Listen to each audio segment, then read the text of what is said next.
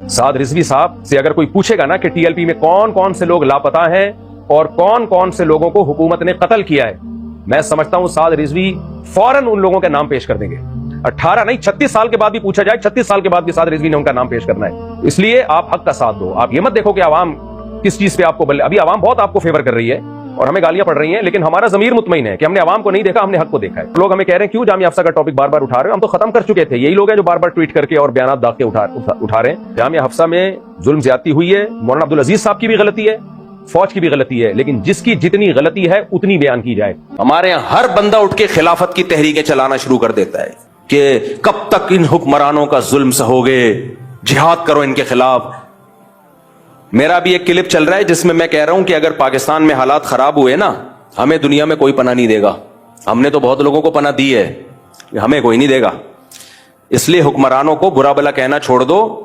और आगे मैंने वजाहत की है, बुरा भला कहने का मतलब मुसल्लह बगावत, जायज तनकीद करो, ये मैंने कहा है, लेकिन मेरा क्लिप लोग अधूरा चला रहे हैं। लो मुफ्ती साहब कह रहे हैं हुक्मरानों को बुरा भला भी नहीं कह सकते, जो मर्जी करते रहें। ये मैंने नहीं कहा।